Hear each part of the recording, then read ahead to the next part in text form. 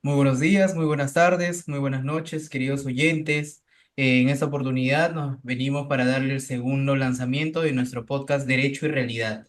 En primer lugar, tenemos que disculparnos por haber estado mucho tiempo ausente. Lamentablemente las labores, mi compañera se encuentra en España haciendo su maestría, por mi parte estoy haciendo una especialización y demás que nos han, digamos que dificultado tener un lanzamiento un tanto más pronto del primero que lanzamos. No obstante, estamos aquí y sin mayor excusa le venimos a proponer el tema de conversación. Esta oportunidad viene a ser el caso Real Plaza Trujillo. Queremos hacerles algunos comentarios, conversar un poco respecto a al análisis penal y al análisis procesal penal que traería este caso. Bien, sin más preámbulo, quisiera que Yane nos haga algunos comentarios iniciales sobre el caso antes mencionado.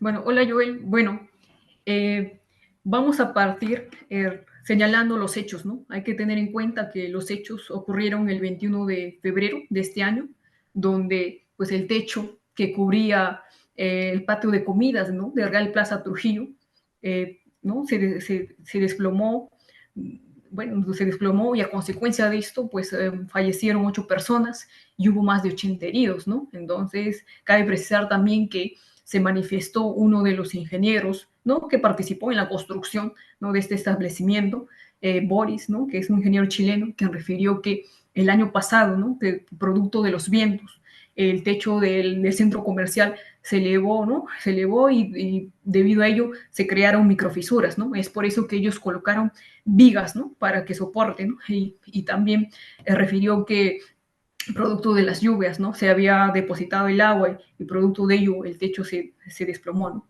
Entonces, estas fueron las declaraciones del ingeniero. Cabe precisar también la declaración del gerente de Intercorp, quien refirió que ya después del desplazamiento del techo, se encontraron, ¿no? En el lugar tornillos oxidados, ¿no? Que, bueno, estos tornillos no habían sido advertidos, ¿no? Cuando se había realizado las inspecciones correspondientes, ¿no?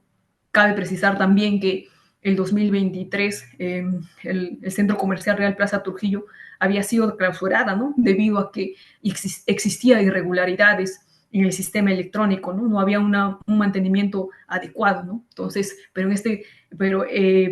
en esta fecha, cuando se clausuró, tampoco se había advertido respecto de un posible, ¿no? Desplazamiento del techo, ¿no? Entonces, posteriormente a ello, pues se volvió a reabrir este centro comercial.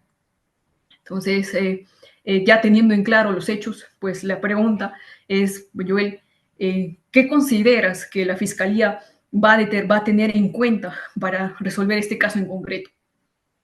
En primer lugar, Yane, muchas gracias por habernos narrado los hechos para tener claro, porque podemos comentar a partir de la claridad fáctica, ¿no es cierto? Y respecto a tu pregunta, es una pregunta bastante interesante que creo yo que no tiene una respuesta tan cerrada, como decir solamente tiene que analizar esto, sino que tiene que analizar varias cosas. Pero creo yo que la Fiscalía por lo menos debe iniciar verificando cuál es el nexo causal. Me explico. El nexo causal no necesariamente es que una piedra cayó en la cabeza de una persona generándole la muerte. No es tanto así. Eso quizás será producto de un informe de necropsia o de autopsia que determinará cuál es la causa, en el caso en concreto, de cada persona que le generó la muerte. No obstante, desde una óptica penal, considero que es relevante para el grado de imputación, para el momento de atribuir, determinar cuál es el nexo causal que generó el desprendimiento del techo. Es decir, me explico, si fue factores estrictamente externos, no atribuibles a las personas naturales, o fueron factores atribuibles también a las personas naturales, o hubo una concurrencia de ambos. Por ejemplo, tú nos has señalado de que en algún momento se hablaba de microfisuras, producto quizás de cuestiones climatológicas. En esa medida, en caso se determine que solamente corresponde a la naturaleza la generación de ese acto de desprendimiento de la estructura que generó la muerte, podríamos decir que el derecho penal no tendría mayor injerencia, toda vez de que hablamos de una responsabilidad por acto propio, no por acto de la naturaleza que no es atribuible a una persona natural o jurídica. No obstante, en este caso será importante determinar, ¿correcto? A partir de las pericias, a partir de de la diferente recabación de declaraciones y demás, ¿cuál fue la causa?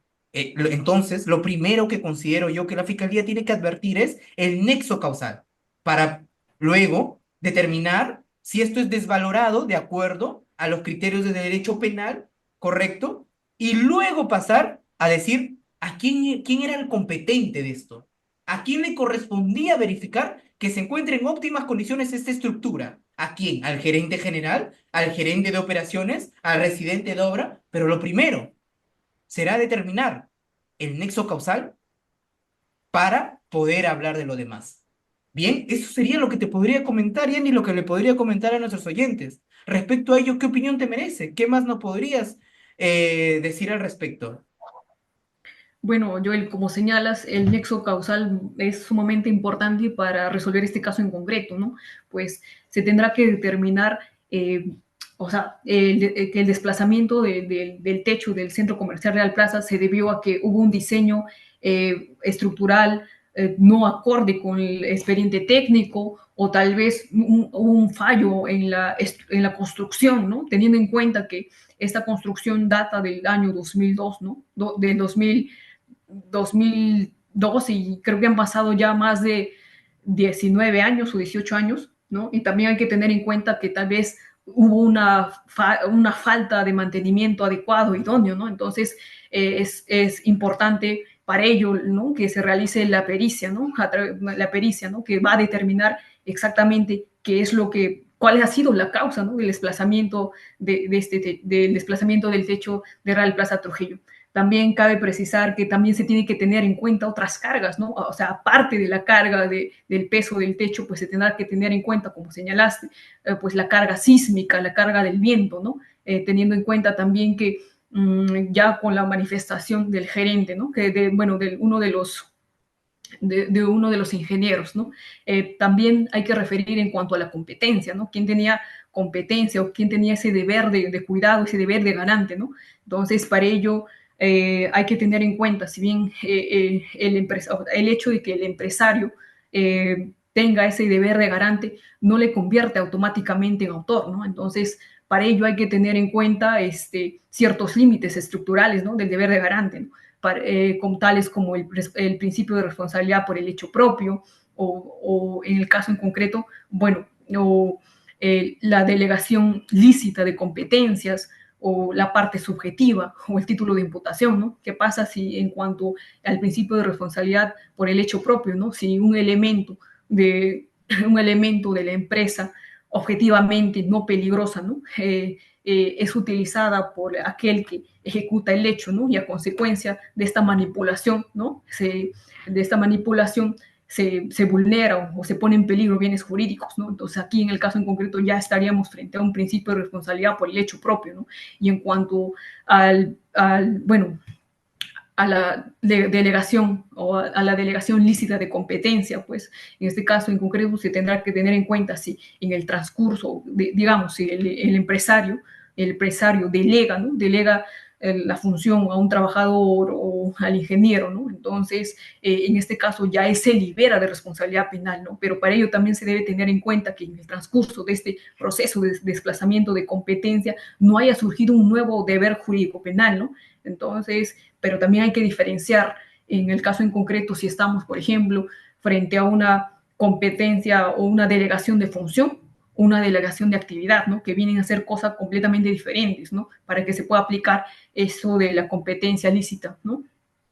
Por otro lado, también se tiene que tener en cuenta, como había referido, en cuanto al título de imputación, ¿no? Que no por el hecho de que el empresario, ¿no?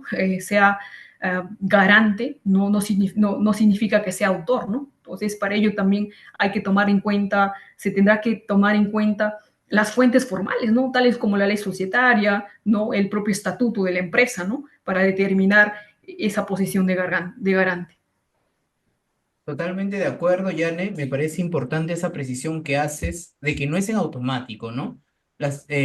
Considero yo que las personas que nos escuchan deben tener claridad totalmente de esto, porque a veces en la noticia sale, cayó Real Plaza, se cayó el techo de Real Plaza e inmediatamente el gerente es el responsable. No es así, no está en automático. Incluso por más que haya una fuente formal, como una ley o quizás un contrato, o quizás puede haber también como fuente la injerencia. un actuar precedente que genere una posición de garante. ¿Qué viene a ser esto? Una obligación de evitar que se genere un resultado, en resumidas cuentas, ¿correcto? Pero si en el papel puede decir que tú como gerente tienes la obligación administrativa de hacer ABC, pero teniendo en cuenta la complejidad de nuestra sociedad, puede haber una división del trabajo, es decir, una delegación, como bien señalas, lo que muchas veces lo consideran como o lo conocen como el principio de confianza, que claro, que tiene que cumplir ciertos requisitos, no es delegar por delegar, pero si esta delegación es válida,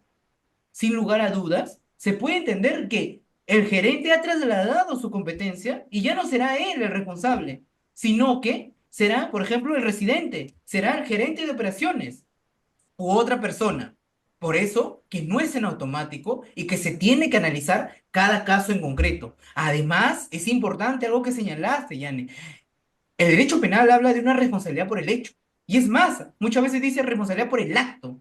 Pero en este caso, ¿sería viable hablar, por ejemplo, que el gerente ha estado chancando para que se caiga el techo? Haciendo una acción que fenomenológicamente, ontológicamente, lo podríamos entender como una exteriorización de un hacer para generar algo? No. Entonces, ¿eso significa que él no podría ser responsable? Tampoco, porque nosotros tenemos el artículo 13 que nos invita a analizar la omisión impropia, lo que hace poco la Corte Suprema ha dicho que para que se genere la omisión impropia, o lo que se llama también como comisión por omisión, se debe cumplir con dos requisitos: la posición de garante o de garantía, como llaman algunos, y la cláusula de correspondencia, es decir, que un hacer, que un no hacer se puede equiparar con un hacer de acuerdo al tipo penal que lo permite. En esa jurisprudencia última reciente, por ejemplo, la Corte Suprema ha dicho que no correspondería la omisión impropia en delitos de peligro, como por ejemplo la colusión simple del 384, una postura de la Corte Suprema. Entonces, pero en este caso, hablando de la omisión impropia, se podría decir que es una vía que tiene la Fiscalía que tendría que analizar si es viable, si es aplicable o no a este caso en concreto, pero que es algo que se tiene que analizar para verificar. Y es decir, el principio de responsabilidad por el acto no solamente lo entendamos como un yo hago, es decir, yo disparo, sino que también algo que tú debías hacer. Es decir, tú debías evitar algo, pero no lo hiciste, el derecho penal también lo sanciona. Ténganlo presente que eso puede ser aplicable y puede ser materia de discusión en este caso. Y algo que mencionaste también, que me parece importantísimo, la parte de la responsabilidad subjetiva. Tengamos en cuenta que nuestro título preliminar, no porque sea solamente nuestro Código Penal, no lo comprendamos así, porque toma en cuenta un principio que viene desde los inicios del derecho penal como tal, que habla de que está proscrita la responsabilidad objetiva. Está proscrita, no se puede decir, porque ahí decía que tú debías hacer algo y no lo hiciste, inmediatamente culpable, pena, a la cárcel. No, lo que nos dice nuestro Código Penal, se tiene que hablar también de una responsabilidad subjetiva. Ok, esa era tu competencia. Ya primero ya vimos el nexo causal. Luego vamos a ver si es relevante, si hay una desvaloración. Ahora vamos a ver quién es el competente, su grado de intervención. Pero luego tenemos que ver, ¿correcto? Si, ¿cuál es su título de imputación en grado subjetivo? Es decir, ¿conocías? ¿No conocías? ¿Debías conocer? ¿Infringiste un deber de cuidado? Eso permitirá si fue doloso o fue culposo. Y esto tiene una relevancia total, total, en la medida de que permitirá incluso llegar a medidas alternativas de solución del problema si es culposo o doloso. No es lo mismo el tratamiento, no es la misma la pena, no es lo mismo los plazos tampoco procesales. Entonces, debemos tener esto presente, como bien ha señalado Yane, los criterios externos que nos permitirán decir, él conocía, porque no se puede entrar, como sabemos, a la psique como tal. La neurociencia no nos permite, pero sí a partir de elementos objetivos externos decir, él conocía o él infringió este deber de cuidado. ¿Correcto? Frente a ello, Yane, ¿qué opinión te merece? ¿Qué nos podrías comentar? Bueno, en cuanto al elemento subjetivo, como refieres, pues se va a tener que tener en cuenta pues elementos objetivos, ¿no? Del comportamiento del sujeto activo, ¿no? Si el sujeto activo conocía o debía conocer, ¿no? Pues en el caso a modo de ejemplo, no digo que esto no digo que en el caso en concreto deba ser así, pues hagamos que, por ejemplo, el ingeniero de obras o el ingeniero de supervisión de obras, ¿no? Que pese a que sabía, ¿no? Que no debía utilizar X material, ¿no? Para la construcción del techo, ¿no? Y utilizó, ¿no? Entonces, se va a tener que valorar estos, ¿no? Se va a tener que valorar estos elementos, ¿no? Entonces, para ello también, pues, se va a hacer uso también de la prueba pericial, ¿no? Que va a ser muy relevante para el caso en concreto, ¿no? Y este caso en concreto también me trae a colación el caso de la discoteca Utopía, ¿no? Donde aquí se determinó pues la responsabilidad, ¿no? De responsabilidad penal, ¿no? Ya sea dolosa o culposa, ¿no? Entonces se determinó que estábamos frente a un delito de dolo eventual, ¿no? Entonces aquí también va a ser determinante, ¿no? No podemos dejar de lado el elemento subjetivo, ¿no? Que es sumamente importante, ¿no? Si no, como refieres, yo le estaríamos yendo en contra del principio de responsabilidad objetiva, ¿no? Claro, de la proscripción de la responsabilidad objetiva, ¿no? Entonces, como bien indicas, es sumamente importante y incluso a una óptica procesal como lo había señalado. Porque, por ejemplo, si nosotros revisamos el artículo 2 de nuestro Código Procesal Penal, vamos a encontrar que habla del principio de oportunidad, pero artículo que también tiene el acuerdo reparatorio, que eso lo podemos ver en el reglamento que desarrolla este artículo como diferencia entre principio de oportunidad y acuerdo reparatorio. ¿Esto qué es en resumidas cuentas? Es cuando el investigado, el imputado, correcto, porque incluso se puede hacer hasta etapa intermedia, el procesado, llega a un acuerdo con la víctima y ya no tienen interés en que continúe el ejercicio de la acción penal. Es decir, se puede pedir la abstención del ejercicio penal o el sobreseimiento, dependiendo del estadio procesal. Pero ¿qué tipos penales lo permiten? ¿Todos? No. Solamente, por ejemplo, el acuerdo reparatorio permite ciertos tipos penales y los culposos, dice así. Y los culposos, es decir, si estaríamos hablando de un homicidio culposo, podría haber un acuerdo reparatorio.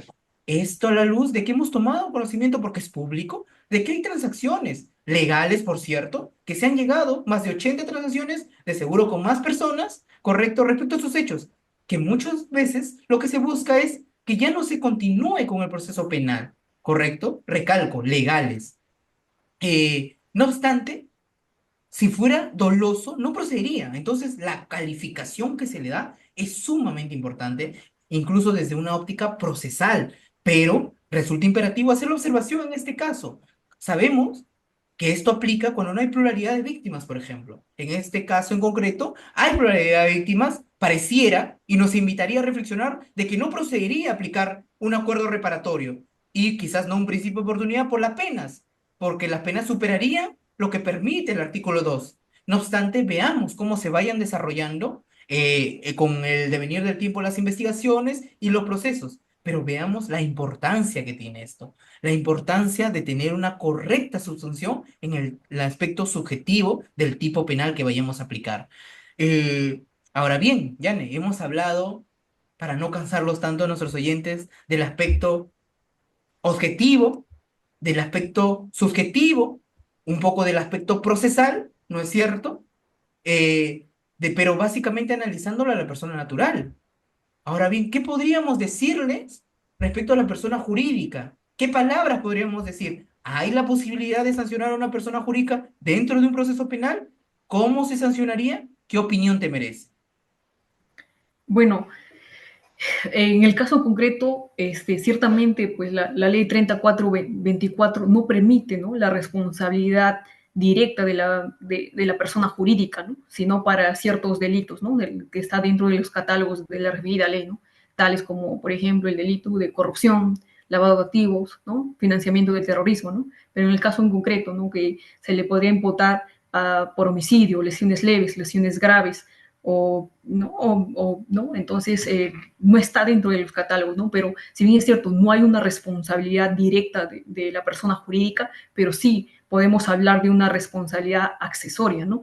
Que está regulado en el artículo 105 del Código Penal, ¿no? Que es más, el acuerdo plenario 7/2019 refiere que las consecuencias accesorias vienen a ser una sanción penal especial, ¿no? Y que para ello también establece ciertos presupuestos, ¿no? Para que se aplique estas consecuencias accesorias como que exista una comisión del hecho, ¿no? Una comisión del hecho delictivo, que haga una sanción penal, ¿no? Del autor, ¿no? Y que a la persona también, que la persona haya servido para la realización o encubrimiento de un delito, ¿no? Entonces hay que tener en cuenta todo ello.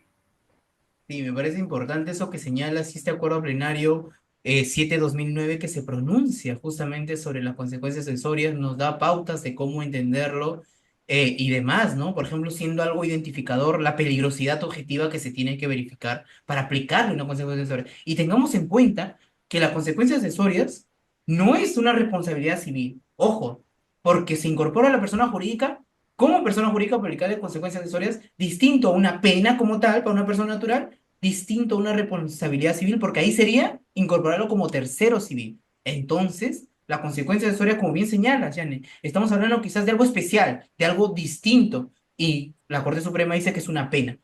Criticable, debatible, pero algo distinto. Entonces, podríamos decir que en efecto, las personas jurídicas luego se tendrá que determinar cuál era dentro del grupo Intercor, cuál era la persona jurídica competente que asumía este proyecto, este caso en concreto, para incorporarla y para verificar si su defecto de organización, si hubo el hecho de conexión, que se le permita atribuir una consecuencia accesoria, que puede ser gravísima, como por ejemplo llegar a la disolución, que hace poco se ha dictado una sentencia en el caso conocido como Yantumala, o bueno, me corrijo, se ha hecho un adelanto de fallo en el caso conocido como Yantumala y otros, respecto a la empresa Todograph, a quien se le ha aplicado, por ejemplo, la consecuencia accesoria de disolución, tan igual como una pena de muerte para una persona natural.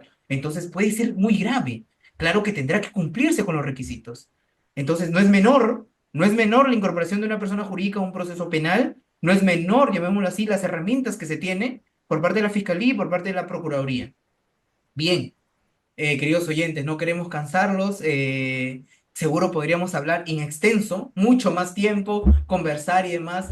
Esperamos que lo que hemos dicho le haya resultado interesante. Igual siéntase libre de hacernos los comentarios, pedirnos quizás algunas precisiones, algunas sugerencias y demás. La idea es aportar un poquito con lo que vamos estudiando, con lo que hemos estudiado, con nuestras experiencias en el Perú y en el extranjero a la comunidad jurídica y en general. Esa es la única finalidad que tiene este podcast. Y nada, para cerrar le doy el pase a Yane para que nos pueda dar unas palabras. Gracias, Joy. Bueno, chicos, no se olviden de seguirnos en nuestras redes sociales y también con toda la confianza escribirnos por cualquier red social, ya sea Facebook, Instagram, y recomendándonos sobre qué tema o tópico quisieran que desarrollemos en los siguientes episodios. Gracias.